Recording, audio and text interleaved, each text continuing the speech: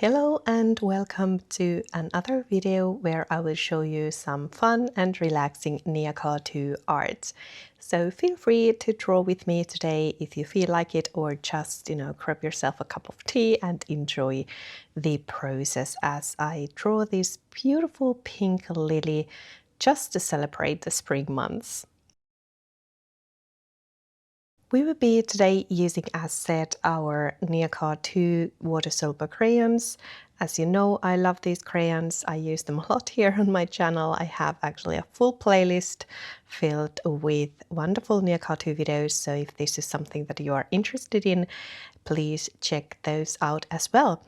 But it has been a while since I drew with these crayons now, and I wanted to just, draw something simple, something joyful, something spring-like, and use those beautiful pinks and greens, which I just love so much and which always make me inspired and think of flowers and springtime. You could use any reference image for a lily that you can find, or you can just, this very simple shapes, so you can also just follow along as I draw and make your own art and own interpretations as we go. I always start by making a very rough sketch. As you know, this is my style. I like to just sketch the outline, then use some color blocking methods. So I'm just using some basic color blocking to have the initial layer of color there, and then we will start building colors and adding details. So we will build layers, add details, and kind of build the picture as we go.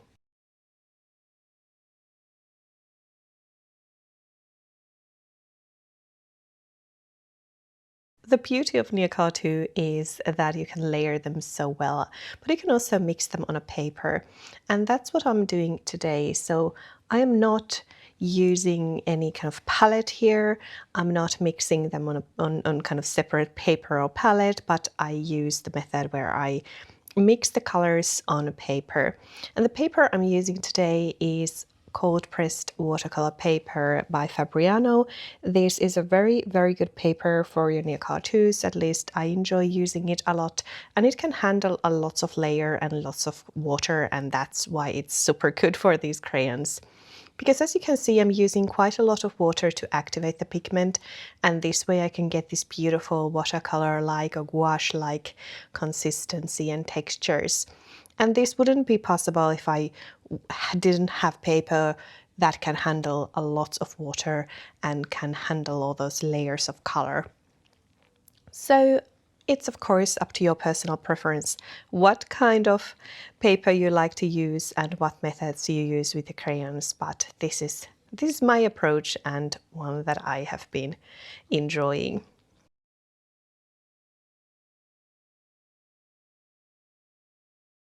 I will have all the colors that I use listed in the description below, so you can check them out. But what I do start with here is I just have some basic pink, salmon pink and purple, and this is kind of a mix of colors that I really enjoy using. I think these go very well together.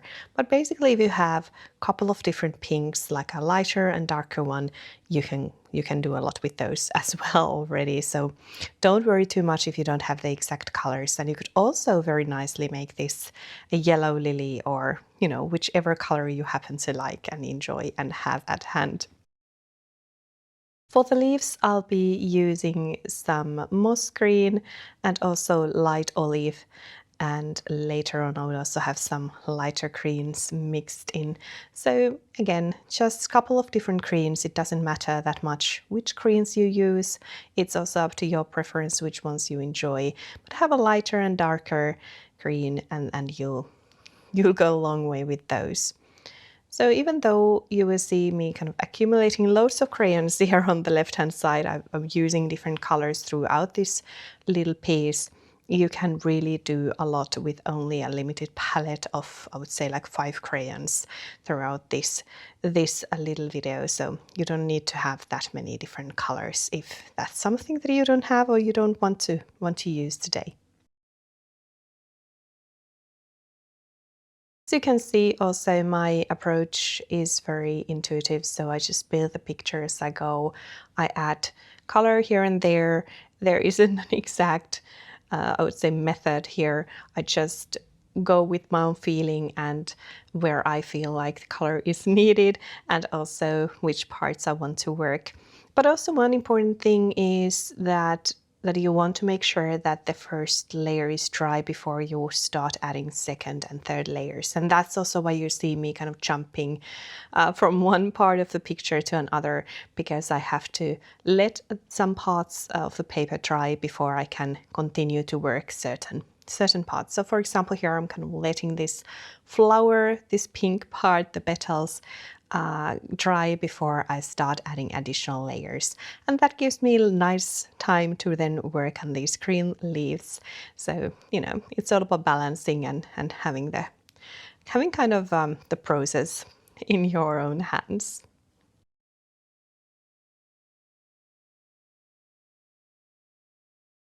Also, you can see that I'm using kind of larger paper today. Very often you see me working on my smaller sketchbooks or smaller papers, but every now and then I like to take these bit larger papers and just, go big with my Neocolor II art.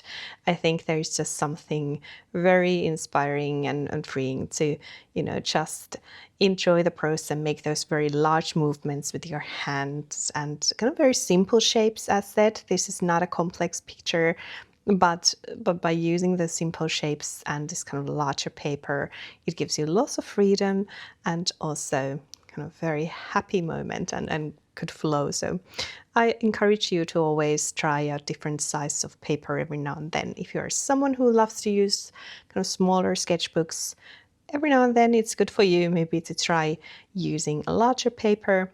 And then again, if you're someone who enjoys these very, very big canvases of papers, then maybe you want to work on something on a miniature scale. It's always nice to kind of change also your perspective, and it also challenges your own techniques because you have to work a bit different way depending on the scale and the paper you are using. So, just of course up to you again, but that's something I like to do, that it's good to sometimes challenge yourself to do something you are not normally gravitating towards do.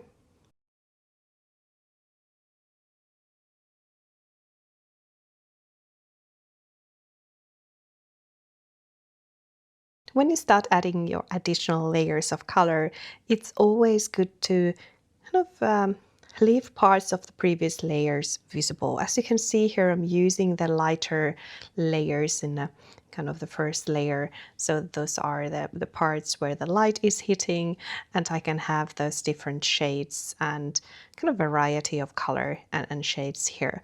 So, you don't want to just color everything. You want to want to be mindful and leave that variety there as well. And you don't have to plan this too much in advance if you don't want to. Of course, you can check out some reference images, or you can just, use your own imagination and do what feels good and create a picture that kind of fits your imagination. Also, what you can see me do here is that the first layers and second layers that I add, I will mix the colors and I will activate all the pigment, and I will create this very paint-like consistency. Then later stages and later layers, I'm no longer activating all the pigment, and that way I can get a bit more definition and detail and interesting textures. So this is another thing that I really love about these crayons. They're super versatile, as you probably know if you've been following my channel, or if you're someone who loves Neocolor IIs as well. They're very versatile. But if you're new to these crayons, I always encourage you to test them out and try and see what they can actually do and what kind of different effects you can actually create with these, because even though they look like something that children would use for their art, these are super, super versatile, and you can create such amazing textures and amazing illustrations with these.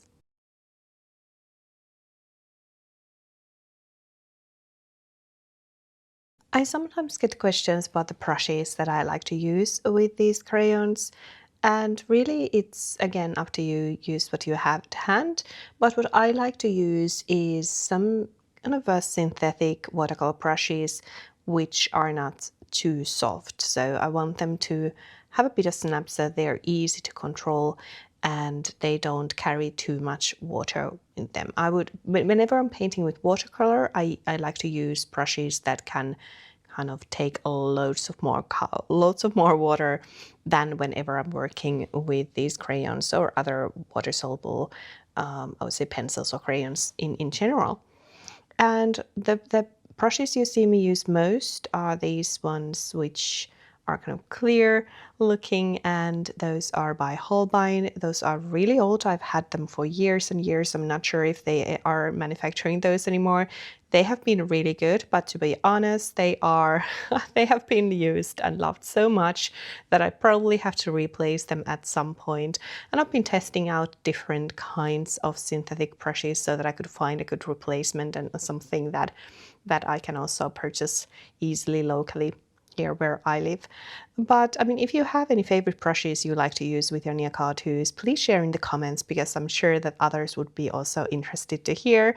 I think the brushes and paper, they make such a difference whenever working with these crayons. So it's always fun to share your tips with others, and also then maybe get some tips from others to yourself as well.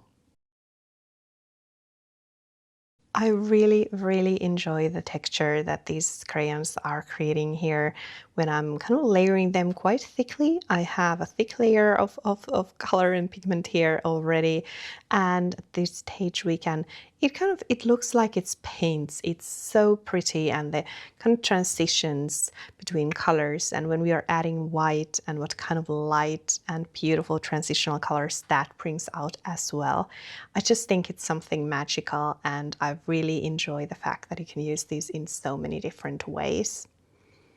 I also want to just, add some details and some interest, but you can easily do that as well. So there is just so many different ways to use this, but I think that with this little flower, when I was creating this, I was having so much fun, and I was just enjoying the textures and the beautiful transitions from colors to another. So that's my personal color therapy. I just enjoy this so much. So again, I always say that if you're not happy with the way your art is looking, keep working on it. I think especially with a medium like these crayons, you can just, keep working and layering and keep adding and fine-tuning your art. And at some point, you probably realize you've created something magical along the way. This white Neocolor II crayon is super powerful. I feel like you can add such intense highlights with it, so be careful with it as well, that you might even overuse it a bit very easily. But I just enjoy how powerful it is and how you can actually change the whole look of a piece by simply adding some white highlights, especially towards the end of the process. So use it carefully and kind of be mindful where it brings its magic, and I'm pretty sure that you can find your own style and way to use it. But I just really enjoy this white crayon. I think it makes all the difference, as does also the kind of darker details. And those are also really important. And what I like to do is that I very rarely use any black in my drawings. You can see here as well that when I start adding those final darker details to the flower, I use this dark purple. I think it was aubergine, the one that I chose. And that way I don't have to use black, but I can get kind of softer, darker highlights as well.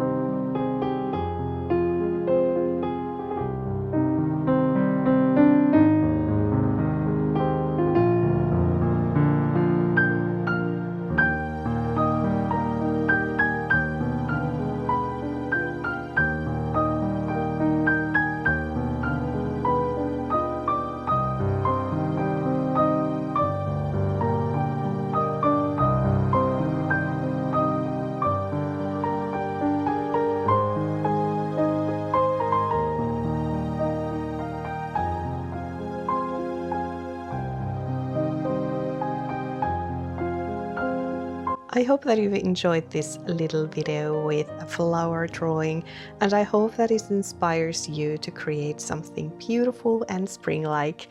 Or, I mean, if you're in the middle of autumn, that might also be the case. Just enjoy and embrace the autumn season and create something autumnal, or still something spring-like, with whichever makes you happy.